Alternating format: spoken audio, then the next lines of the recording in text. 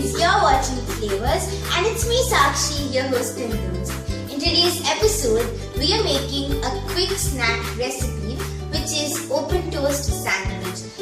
You can just call it like a bread pizza as it tastes almost just like that.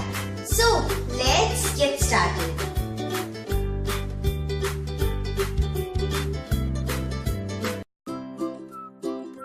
Friends, let's start making our open toast sandwich. So let's on the flame and add in oil, about a teaspoon. So the oil is hot. Now I'm gonna add in the onion.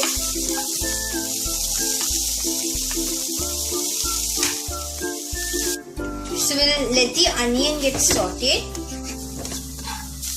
It's been about a minute. Now I'm gonna add in the garlic.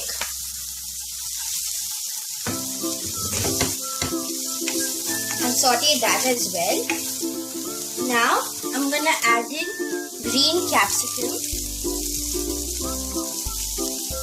about 2 tablespoons, same quantity as that of onion. Then a tablespoon of salt. Now you should cover and cook it on medium flame for 2 minutes. Let's check on it. Pretty much done. Now I'm gonna add in tomato, 2 tablespoons, and spinach to add into the nutritional value, 2 tablespoons. We'll cook this well together. I'm gonna add in a teaspoon of green chili, fine chopped.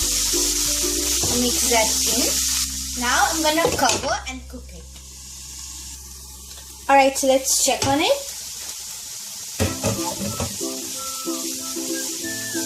It's pretty much done.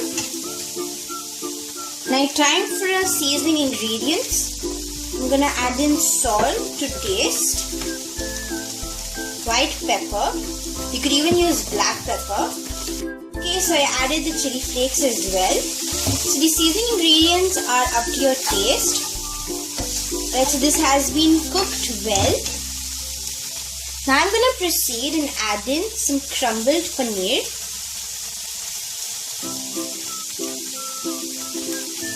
Just as you add it off the flame. So that's 2 tablespoons of paneer. Now we'll mix that in. Alright, so I'm just gonna add in about half teaspoon of sugar to balance the tastes. And finally, let's end it with some fresh coriander leaves.